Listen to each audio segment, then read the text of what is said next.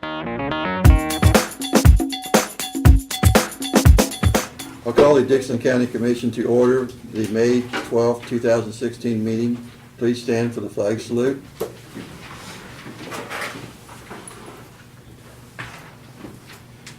Pledge allegiance to the flag of the United States of America and to the republic for which it stands, one nation, under God, indivisible, with liberty and justice for all.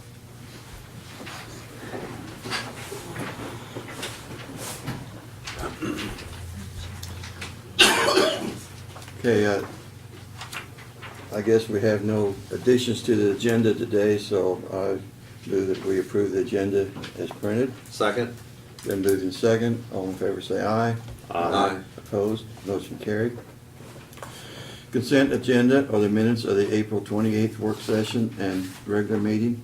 Fund expenditures of $194,300.12. Wire payments, which were the utilities, of $8,705.97, and abatements of $469.56. Move we approve the consent agenda. Second. Been moved and seconded. Are there any discussion? If not, all in favor say aye. Aye. Opposed? Motion carried. Commissioners' comments and committee reports. Lynn, why don't you start this time? Last week on Thursday we didn't meet, so I did come in and sign for the payroll and had that part taken care of.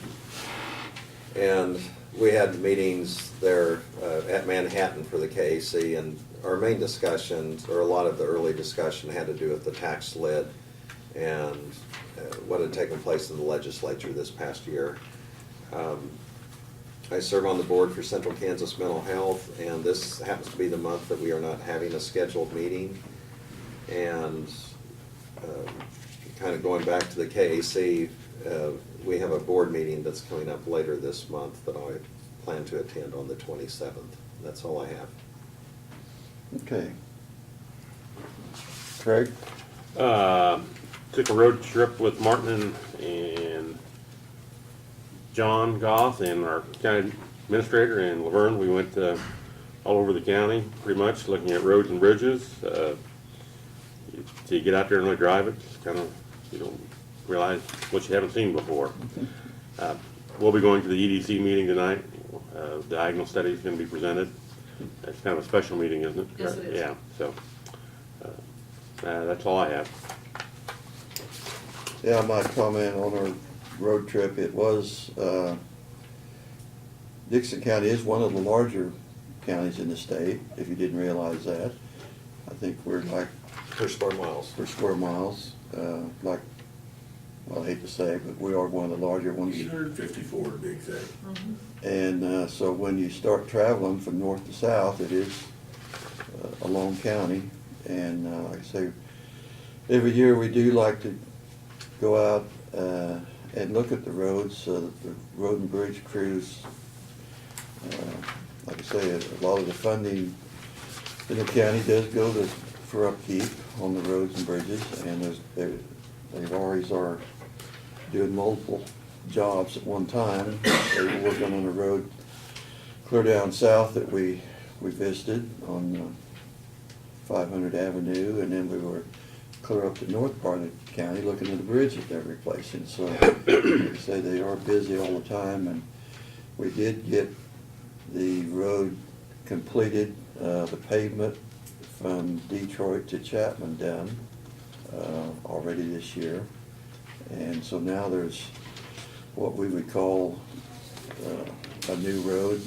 Last year we did it from Abilene to Enterprise, or Detroit, and we completed it this year. So that is, Old Highway 40 is now a very good road to drive again, and that we had a half-cent sales tax passed a couple of years back by the public for road and bridges, and that is what we designated this year from the sales tax to be used to complete that project on Old 40. So we do have signs up, letting people know that that's where our money went for that sales tax that was collected. So, like I say, but we drove, like I say, over a lot of the highways, a lot of the gravel roads that the county that maintain, and try to keep up with it so that it doesn't cost us more later on if we don't keep those roads in good condition. So I think it's, like I say, it's even, we're out in the county, but if you don't actually drive the roads and stop and look at them, it's always a good thing to go look at them that way. We did have a department head meeting, and what that does, all the elected officials and department heads that work for the county, once a month we get together and have a meeting with them, and it just kind of keeps the commissioners updated on what each department is doing and have done, and some of their concerns if they have any. And so it's just something that we do every month. So I guess that's about all I had. We do have several guests here today, so I want to recognize you, students, and why don't each one of you stand up and maybe just tell a little bit about yourself or the class that you're representing here. Okay, well, I'm Alex Danvine, and I am observing the meeting for my government class. So, From Abilene here? yep, from Abilene. so. Okay. I'm Laurel Adamson, and I'm doing the same, I guess. Shelby Bartini, and I'm observing it for my government class too. Okay. I'm Alex Scott, and I'm doing what they're doing. Glad to have you here. Got a question for you though. What did you supposed to take back from this? What did you know before you come down here? What the county commission does? Not a whole lot. A lot of other people don't know that either. Learning a lot. Well, If you can only come to one meeting, you won't learn much. So you need to Well, come back. this is my second, so. Okay. This We- Are you required to go to more than one meeting, or school board, or city, or? They give you a whole list on like the meetings that you can attend, and you're not allowed to attend more than 2 of each. At least that's what it is for me. I don't know about them. But And yeah. this way you get out of school, because if you get on the county commission, it's after 4 o'clock, right? Well, Or actually, city. I do virtual, so I'm always out of school. Oh, wow. So, This is required for. well, we do have some agenda items today that we will be taking considerations on. Yeah, the meeting you were at last time, it's gonna last a lot longer. yeah, I think it lasted like 15 minutes. Yeah, Yeah. it's gonna be longer than this time. You should have come in Thursday when I signed the payroll. Like I say, Been 5 minutes long at most. it is amazing. Every week there are things that come up that we deal with, and since we was at our convention in Manhattan last Thursday, we didn't have a meeting, so Brad has a lot of things on his update list. So we will sign your papers after our meeting is adjourned if you're concerned about that. So Brad, why don't you, we don't have any other petitions, proclamation, or other public comments. Brad, you can start your report. Okay. Well, I'm glad to report that we did receive confirmation from U.S. Fish and Wildlife that we've been approved for 2 additional fish passage grants. One is at 912 Vane Road, and the other one is at 1821 800 Avenue. We have also submitted a 3rd application because we were told that there was some additional funding available for 803 Paint Road, another small structure that's within the Peter Shiner habitat area. And we're reasonably sure that that will be funded as well, and they're $30,000 each like the others have been. So that basically pays for all the materials for those structures. And then our match is the labor and time that we put into it. So that's good news. So, We have a question in the audience. okay. I'm kind of confused on what that means. Like, is it just grants for new places to fish, or? It's actually a grant to replace the bridge over a creek on the road. Okay. And the reason U.S. Fish and Wildlife is providing this money is because this is a habitat for an endangered species, minnow, called Topeka shiner. And it's called Fish Passage Funding, and they provide funds to help agencies like ourselves put in new bridges and stuff so the fish can migrate and help maintain their habitat, so they someday will no longer be an endangered species. Okay, thank you. It's federal money that comes down to us at the county level to spend, so. And there are a lot of restrictions on what we can do and when we are working in those areas, so there's even the time of the year when we have to do that, isn't it, Brad? We can't work in certain times of the year when those fish are reproducing or when they're migrating. There's only about 2 months out of the late summer that we can actually work and do that. We have to put the stream or the bridge in a certain way so that the fish can happily go through those and live happily ever after, I guess. I don't know how else to put it, but there are a number of restrictions we have to abide by. But if we did not apply for those grants, we'd be still replacing those bridges at our own cost. So the amount they give us is usually about enough for the material for the bridge, and then our local bridge department builds the bridges ourselves. So like I said, they are, but it's not, we pay them salaries, so they're working for us. So anyway, it does give us a chance to replace some of those bridges that we were gonna have to replace anyway. So it is a benefit. And this is a total of $90,000 that we otherwise And wouldn't get, so. we've been doing this for a couple of The years. last several years, we've been very successful in getting this money, so. The one at 912 Vane Road, I don't see it on my map here, Brad. That it's a small structure, or even wouldn't be on this map? It may not be on that map if Okay. it's under 20 feet, so. Okay, well, I've got the 803 on the, Yeah. the one at 1820. 800 Avenue. It shows the structure. Yeah, Okay. I honestly am not that familiar with it, Okay. pictured in my mind, but. It's everything in the Turkey Creek watershed, and that is the creeks that flow into Turkey Creek, and that's mostly in our eastern part of the county is what that watershed is. So most of these bridges that we get the grant for has to be in that Within that area. Hmm. So. Okay, you also have in your packets the year-to-date staffing reports, which are under the light green tab. And as you see, we've had one termination. John reported we did get 2 of the EMS positions filled, and also one of the correctional people in the jail filled.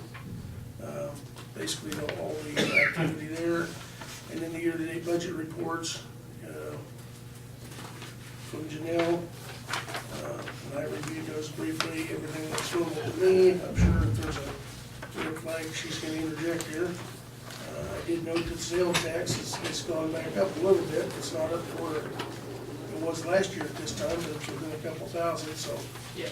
It increased, it's coming back up. But it's still well within the parameters that we projected for this year's budget, so. If you have any questions on those, we'll try to answer them. As Laverne said, the Old 40 overlay project is completed. We'll say that APAC Shears did an excellent job, in our opinion.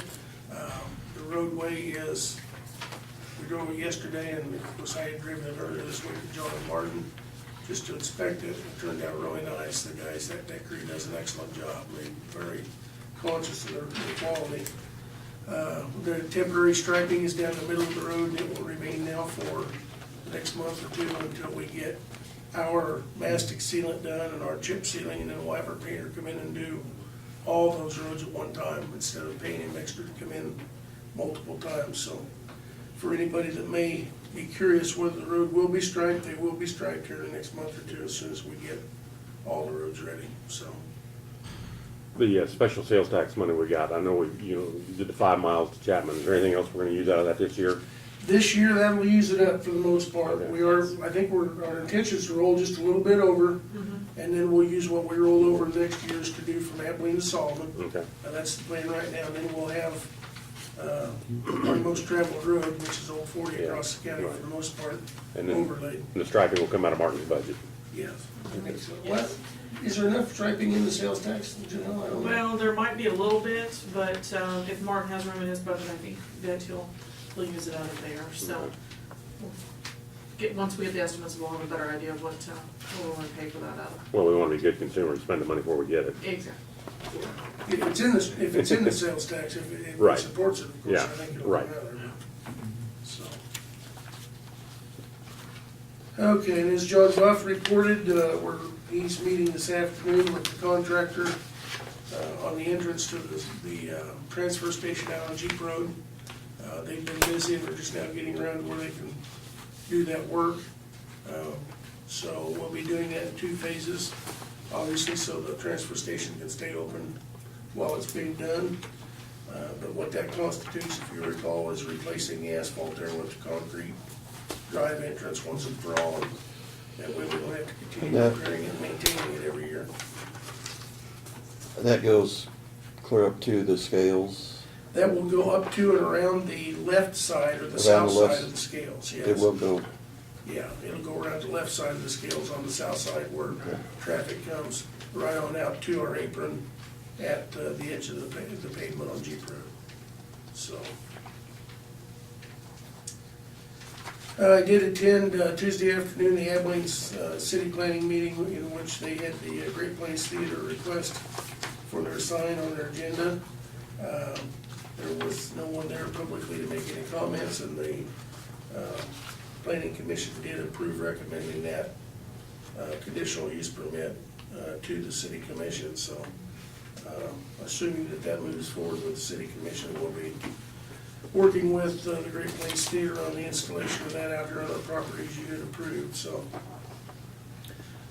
Russ had reported that we had some problems with the air conditioning unit in the 911 center. Tuesday night, the power went off here in Abilene for several hours. I don't know whether it was when the generator kicked on or when the power came back, but that was just enough of a change in the voltage that the compressor outside seized up. It's been there 16 years. It went in with the new 911 center. And essentially that 16 years to that unit is probably more like 30 or 35 years to a normal unit because it runs year round. It's not like the one we have at home in the wintertime. The air conditioner's not used. We use the air conditioner in the 911 center year round, and because of all the computers and all the hardware that's running in there 24 hours a day to keep it cool. We looked at replacing just a compressor, then we'd still have a 16-year-old unit inside. It wasn't but about $300 or $400, $500 difference to replace the whole system, have a warranty to go with it, so we just did that. I think it cost us $2,500. So it was minimal, but they were without air for the biggest share of Tuesday. So, and as Russ indicated, it gets real warm in there real fast. They had the window open in his office and had fans going and just trying to keep it bearable. So, but it's one of those things that happens. So we reacted, got it taken care of. Also on building update, as you heard Jill report, and I informed you earlier, we've had a sewer gas issue in the Register of Deeds office that we think we finally gotten to the bottom of and discovered a return air vent that comes from the bathrooms and the vaults down on the lower floor up through the wall that had a hole in it, and we're in the process of getting that patched and taken care of. So we are also in the process of obtaining bids for replacing the carpet in the health department lobby and in the meeting room. It's the original carpet that was in there when we built the health department, and that lobby is the highest traffic area, and so we're looking at replacing it with the carpets, the commercial grade carpet squares. So if we have stains or tears or something, you can replace just the square in the future. You don't have to replace the whole thing. It's not going to be really expensive. We do have the first bid in, and we're not looking at a lot of money, but I'll bring that back to you here in a week or two when we get our bids completed and talk to you about that, so. The one other thing I just wanted to toss out, I don't know what your feelings are, I think we talked about it in the past, and, excuse me, is possibly setting or hosting a city and county meeting here before budget time. And we haven't done it the last couple of years. I know we talked about it, and things get busy and we get a lot of things going on, but it might be a good time to try and set something up here towards the middle or end of June. And what I'm thinking is just so that we can put our heads together with each one of the communities in the county. You know, if there's a community, you know, mill levy's a mill levy, taxes are taxes, and we all assess those, and it might be nice to kind of know what the other communities are looking at doing, if they have issues they have to face, or, you know, and update on what's going on between our agencies and theirs, so. We've hosted it at, here in Abilene, but also at Harrington. is We've what done recall, both, I but think we've the done last over one, at it was in Chestnut. Harrington, It wasn't was it? in Harrington, yeah. Yeah, down there at their new community center Yeah. a couple of years ago, and I think before that, we had it up at Brookville Hotel, Yeah. Yeah. so. Is there one time that drew more people than the other, or probably Brookville? Well, Brookville was pretty, Well, that was a December meeting. yeah, that was a different time of Yeah. year, but Yeah. Well, Both pretty full. I would say that if the Navarre Community Center was finished, that'd be a central location Yeah. and have it there, but I don't think it'll be ready this year, so. Maybe in a year or Well- two there. Yeah. What about the Woodbine? I don't know that Woodbine would be big Big enough enough? to I'm get. not sure it Yeah, would be. I've been by it and looked at the inside. Yeah, it's a little more The- space. Yeah. Navarre could be used if somebody catered a meal in, Yeah, and we'd have to do that, I'm sure, but, but the auditorium, I mean, the big gym is pretty much done. okay. Because they had that, And the pancake. Lions Club had the pancakes, and, like I say, they had the gym pretty, I mean, I thought they looked nice. But you'd have to get somebody to cater to meal in. Yeah. You could grill burgers. Are we, what are you thinking, May, June? Yeah, I was thinking towards the end of June. End of June, probably, At this point, that would give us enough time to notify people. maybe give them at Janelle least know 30, where 40 we're at days on our notice. budget by that time. Yeah. So, and still be enough time that when they're working on their budgets in July, have an idea what everybody else is doing, so. Don't know whether it would make any difference that wise or not, Yeah. but if we know, so, Well, nice meeting the mayors from the other communities, Jeff, yeah. new mayor, Yeah, Harrington has a city manager. Yeah. city manager now hired. Well, we'll look at setting something up, maybe the last week of June, we'll try and find a venue, and if nothing else, we'll find something here in town that, you know, we can move forward with it and try to pick a date that's not conflicting with something else, so. The only other things I've got are the purchases, and I'll wait until we get to those to go through, Yeah. so.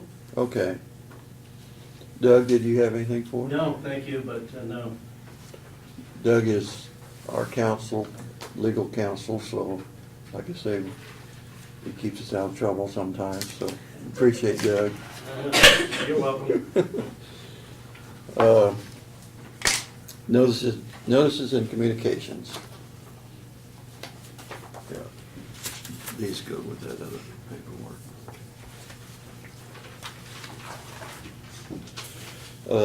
We got an invitation from the Cedar House. They, on June the 4th, from 11 o'clock to 3 o'clock, they're having an open house, and they will be having a barbecue, and ribbon cutting for the new shared trade workshop, so I assume that's at the same place that, I know they had an open house last year that we attended. So that's on June the 4th. We did get a newsletter from the Kansas Local Technical assistance program.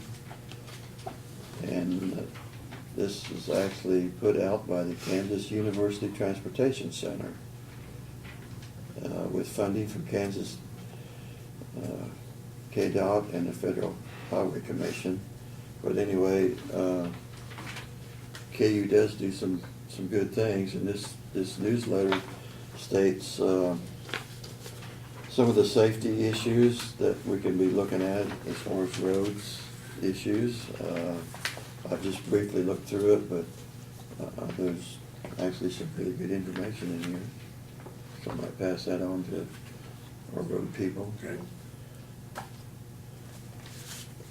There was a letter that this person sent back the real estate property taxes, I assume, and they wrote on the envelope, reduce your spending, so. You see that, Janelle? So who did they address that to? Well, Leah sent that over to us, to look at. This letter from the Dixon County Conservation District, and this was a workshop that they was putting on, but unfortunately, it's already passed, since we did not have a meeting here last week. That workshop is already over with.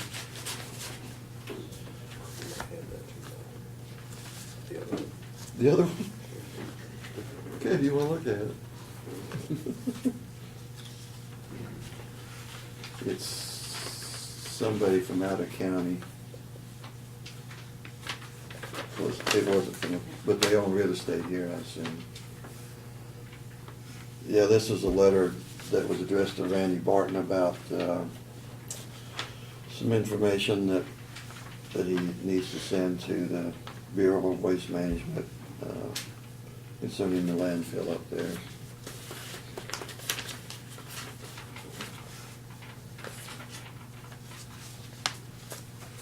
We got K-Works newsletter, and we got a couple of these in here. This is our National County News Association puts out a newsletter also. I was gonna say, they live on Flush Road, so it is out of the county. Over at Potawatomi. Since we don't Yeah. have flush road.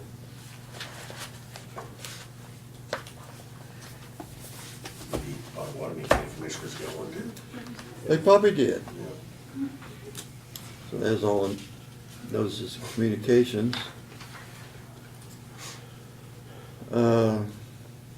We have no resolutions today or unfinished business, so we'll go on to other business.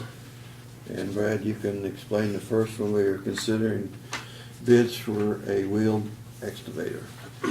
Okay, contrary to the letter that you got to reduce spending, we have a couple of requests today that there are times when we need to spend a little bit of money to achieve our goals, so. We talked a little bit yesterday on the road trip about one of the issues we have, and that is ditch cleaning, which is an ongoing issue. We also couple that particular project along with filling the old landfill pits at both our Hope and Abilene landfill sites. And those are continually settling, which is a normal progression. KDHE has notified us that we need to continue putting dirt on those. And so we utilize the ditch cleaning process and the dirt we take out of ditches as they silt in to put that material up into the landfills and then put that back in. About 10 years ago, we purchased a wheeled excavator called a Great All used. We found it in Oklahoma from a contractor. I think at the time we spent $10,000 for it. It has served its purpose. You got to see, or at least Craig and Laverne got to see it yesterday. As Martin said, we use it a day, we work on it a day, we use it a day, and then we have to work on it a day. And the maintenance has become extremely high on it, so it's not serving its purpose for us. Martin did obtain bids from a couple vendors actually 3 vendors. We got 6 bids in for a wheeled excavator to replace that item. And what you have is a listing of those bids. We got 4 from Foley, 1 from Concordia Tractor, and 1 from GW Van Keppel, which are all very competent vendors and the various prices. Those range in different areas due to the machines they bid and the number of hours, how used they are, and the features that they have.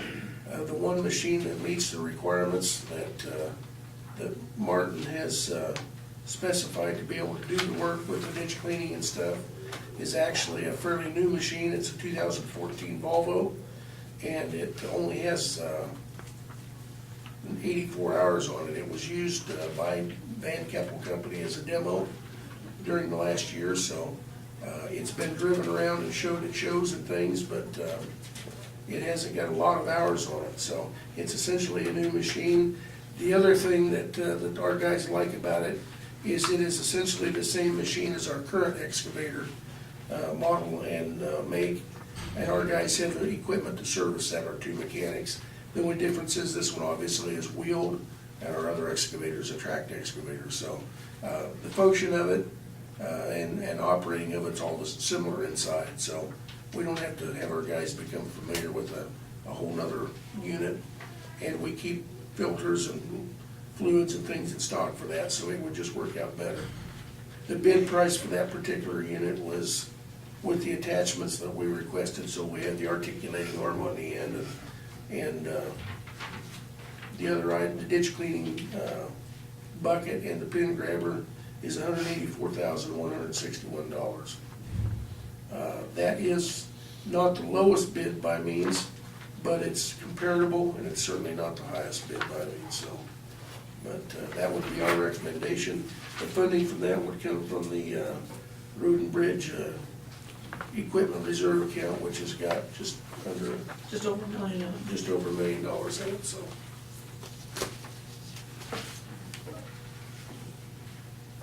I'll go ahead and move that we accept the recommendation of the 2014 Volvo from Van Keppel for $184,161. I'll second it. Okay, it's been moved and seconded. You have discussion?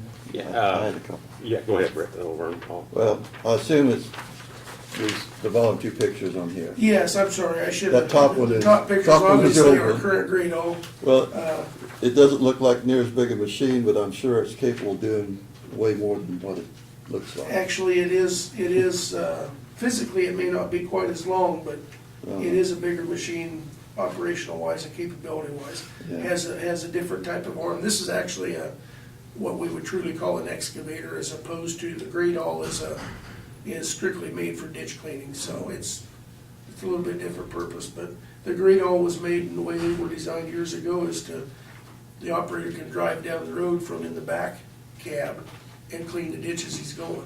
And this one would essentially do the same thing. Well- On its wheels, you just have to put the outriggers down as you go, so. I guess, you sure that bucket will articulate? Yes, that's one of the attachments that's been added on there, so. The bucket that you see in the picture does not. Okay. They well, have that's to what add my that con- attachment That's on, what my yes. concern was, because it Yeah, didn't look no. like it. No, Looking at the picture. the bid sheet that they gave us specifies that they will add the articulating arm Okay. and stuff onto this piece of machine for that price. So they can drive along the road and go out and clean the bucket in the ditch and bring it back in. Yeah, and if they reach out at an angle, the bucket will turn, so they're still So they're straight with removing the it ditch. at a perpendicular to So the, they don't have to move every time they. exactly, Yeah. yeah. Okay. Otherwise, you'd be pulling and you'd have You can a take a semicircle of removal, and this way they can reach out and pull it straight from the sides. But you are correct, you spotted that, so I'm Yeah. impressed. The Well- pictures do not have that on it, they have to add that onto that device. So Craig, you had some comment? Will we haul this in, or is it? we can hold it on our current trailers, or you can drive it on Yeah, that's what I mean. tractor speed. I mean, if you're going to the other part of the county, you don't want to drive it down. Yeah, yeah, but if you're within, you Yeah, know, 10 or 10, 15 miles, I'll just drive Quicker to it. drive it than to haul it and have another So- vehicle there. The height limit, you think we can put it on a trailer and? Oh, yeah, it'll be yeah. fine? Just Well, like that drop our deck, regular, that just drop like our deck. regular excavator. You got that drop deck that you can. Yeah. Where's this machine at now? Right now it's at Topeka. Oh, okay. And we did put a hold on it because we're notorious for losing things before we Now, I get back. But yeah, I did tell Martin early last week that, to go ahead and have him put a hold on it.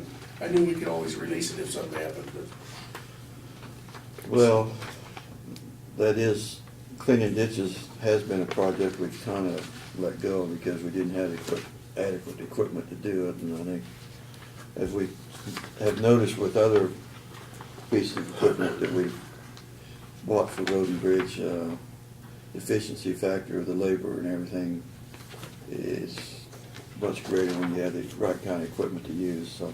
well, you saw yesterday at the bridge site, the compactor and some of that Yes, stuff. yeah. And those things will all interchange with this piece of equipment too, so. Okay.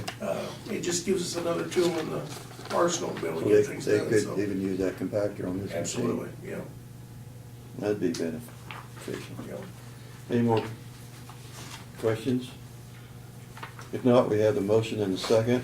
All in favor say aye. Aye. Opposed? Motion carried. Okay, we have one other, I've actually got two sheets for you. okay. Barred put EMS, but it's EMS and health, all the same department, but, the red tab is, regarding EMS vehicles. As you guys are aware, we've got, a couple vehicles there that we've kind of pushed forward over the years. I forget how many years ago, we've replaced those as they've got bad with state surplus vehicles. Both of them we're running now, the Suburban and the Tahoe were both purchased through state surplus. They were federal vehicles that had been handed down. Those vehicles and that availability is no longer there. I think they must have got to the point where there aren't that many that they have, and we're just not seeing them come through anymore. The Tahoe, we're seeing a lot of maintenance issues with, and the Suburban, the mileage is getting up to it. Both have high mileage. So at this point, we need to replace one. We had money in the budget, $35,000 in the EMS budget for the last several years that we've got to just move forward on our capital plan for a vehicle replacement. We did some checking into getting an SUV, or mainly the requirement is a four-wheel drive type vehicle or capability. An SUV is the ideal vehicle for them. We checked with Holmes. Holmes can bid a scaled down plain Jane, what I would call a plain Jane Tahoe, but it was $43,000. Their price to us would have been $37,800, which was to me out of the question. We did a little checking with on the state contract with the same vendor, or the vendor that has a state contract, which this year happens to be Rusty Eck Ford in Wichita, to check and see if we could get the SUVs that the sheriff's department's been getting on that contract, because their pricing's been pretty good. And I know when we were going through the Partners Program in Topeka for those vehicles for Gareth, they couldn't sell them to us because they were not used for law enforcement. But we talked to the salesman, Rusty Eck, and he said, yeah, any government entity could purchase those vehicles at that price. He said the only thing at this point, if you order between now and June 1, you're gonna get a 2017 model, but I can still honor the 16 pricing. He said our 17 pricing doesn't come out until June 1. So at any rate, the price for that vehicle would be, under the state contract price, would be $26,948. Both vehicles with the mileage that we put on those and their requirements should last us 10 years plus. So this would be a long-term solution to purchasing that vehicle. And so then we looked at, well, maybe what we ought to do, given the next year or two situation, and I won't go into that in depth, is while we have the availability for this vehicle, we'll go ahead and replace them both. And that way we've got that problem taken care of, and we're not coming back next year or the year after to replace the Suburban. So I guess the pricing on that, I kind of broke it down. If we were to look at doing both of them and then selling the two we have on Purple Wave, which I didn't mention, but we're also gonna sell the Great All on Purple Wave as well. So, we've got the $35,000 in the equipment fund set aside for an EMS vehicle. I think looking at the history on Purple Wave and what we've got to sell, we're probably looking at about 9,000 and then 5,000, 9,000 for the Suburban, around 5,000 for the Tahoe that those will bring. That's just a rough guess based on the last year or two. There haven't been many Suburbans and Tahoes sold on there, and the ones that typically are mileage to 200, 300,000 miles. Ours are both a little over 100,000, so I think they'll bring a little bit better money. And John is willing and says that he can easily manage $5,000 out of his current budget to make up that difference. So if we do that, we're looking at 54,000, and we can do both vehicles this year and still be within budget where we're at, so. Now, again, I would say the 14,000, like any auction, that's a guess, but it may do better.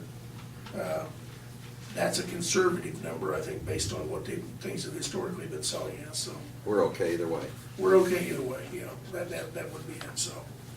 And then, at the same time, we have a Taurus here that we have in administration, one of our checkout fleet vehicles. It also was a state surplus vehicle a number of years ago when we bought it. It has become very problematic. It's in the shop as much, I think the check engine light's on all the time, and I mean, It is. we had it broke down one time, we had to have it towed while one of the employees was driving it in Salina. We need to roll that out, sell it. What I would recommend we do is we take, currently the health department has a 2004 Dodge Stratus, also a state surplus vehicle, but it only has 50,000 miles, and it's still a good vehicle, we haven't had any problems. I would like to bring that down here for us to use to replace the Taurus, sell the Taurus, and then purchase a program vehicle from Holmes that would be like a Chevy Equinox. That is bigger, because when the ladies go to their health department clinic in Harrington, there's 4 of them that go, and then they take all their equipment, and cramming them all into that Stratus has been a challenge. This would give them a vehicle that all 4 of them can get in. They can haul the vaccines and stuff, which technically aren't supposed to be put in the trunk of a vehicle because of the climate. And that would take care of our solution there and give them a vehicle that's a little bit more comfortable. We did price with Holmes. They have 3 or 4 of them up there in the $19,000 range, give or take a little bit, depending on mileage. That would be our recommendation, is to replace that vehicle as well and transfer some around to get rid of the one that we've got here that's problematic, so. Budget money on that, Janelle? There's current balance of $527,000 in capital, or in the equipment fund, so there's money where we would be able to do that. There's also some money sitting in the health department capital fund. That's what I was wondering, do they have some capital? There in is some there? capital in there, about $35,000, so we would have enough money to take care of that. So- How are you recommending them to take the money from? I think that we could take some of them from both the equipment reserve and from the department capital. Since we're receiving their vehicle. And keep in mind, just Sure. because this is at the health department, we no longer restrict the health Right. department. If EMS needs it, or if we need another vehicle, Right. we go up and get their vehicle We can do too, that, so. yes. It's used by everybody, it's just Yes. mainly assigned to the health department. Right. And That's they where it use our stays. vehicles as well, and Yeah. have in the past, so. Mr. Chairman, I'd go ahead and move that we replace the 2 vehicles. This is in regards to the EMS vehicles under the state contract, and for estimated costs of $53,896. And the 2 existing vehicles would go ahead and be put on Purple Wave. So we would have that equity. And in regards to the health department vehicle, that we purchase the used Equinox to replace the Dodge Stratus and move that Stratus to the administration, replace the Ford Taurus, Second it. Okay, it's been moved and seconded. and sell the Taurus on Purple Wave. Yeah. And been moved and seconded. Any discussion? I currently am driving the 2013 Equinox, and we just love it. Good. There's a lot of room in the back seat, and also you can haul, a lot in the back, and if you need extra room, you can even fold the seats down and have extra room. in the Could they back. just borrow yours then? So we can Well, provide it? I'm just glad You to open know, that door. I'm just glad to know that my car is, Maybe it's still worth not 6 months or a year. $2,000. So, In fact, they did send me a letter stating that they would sure like to trade my Equinox. Okay, any other discussion? If not, all in favor say aye. I, Aye. Opposed? Motion carried. The only other thing I would just add to the whole thing is we have the sheriff's department, just purchased a bunch of their vehicles. They're in the process of transitioning them out, getting the equipment switched. They thought they were gonna have, with their new vehicle replacements and a couple of seized vehicles, about 9 vehicles to sell. And then we will have this cache of vehicles, so, we'll be getting hold of Purple Wave here as soon as we've got everything transitioned, and should have quite a bit of stuff to sell on there, and it should be a pretty good chunk of revenue that we can bring in, so. Yeah, so it might not look as bad as what it, Exactly, and that'll go back into the equipment reserve fund, so. okay. Before we adjourn, I might have been sleeping through it, but we didn't discuss the tax abatement for Thunderstruck. We wanted. Oh, yes, No, you didn't sleep. Okay, I mean, I've been known to do it. Brad, why don't you, Yeah, I'll explain that. during the work session, Cason Brown, who's the owner of Thunderstruck here in Abilene, came in and talked to you about making a formal request for a tax abatement on his property taxes like many new businesses do. And as you're aware, the city of Abilene recently did a grant agreement with Thunderstruck for over a period of 10 years to rebate them their property taxes as an incentive for him to come to Abilene and operate, bring in new jobs and the resources here. And so we'll probably put it on the agenda for, I would say maybe the 26th, give us 2 weeks. And our current property tax abatement policy, especially from 1998, specifies that we do 10-year abatement in 10% increments each year, starting out with 100% rebate the first year and incrementally down 10% to where they're paying full property taxes the 10th year. And so that'd be something that you have to decide if you want to do it, number 1 and 2, if that's what you would like to follow. This will be different than a traditional exemption in the fact that because Thunderstruck, as I understand it, and Doug, you may interrupt me if I'm wrong, as I understand it, Thunderstruck is making a donation to the Great Plains Theater for space in their theater.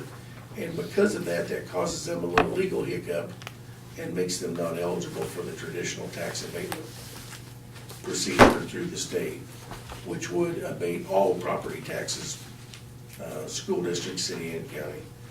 In this case, the city took it upon themselves to grant them, use a grant program and voluntarily reimburse them, which is what we would be doing essentially. So once they pay their property taxes, we would reimburse them whatever portion of that that is specified in the agreement each year, so. Yep, you're correct.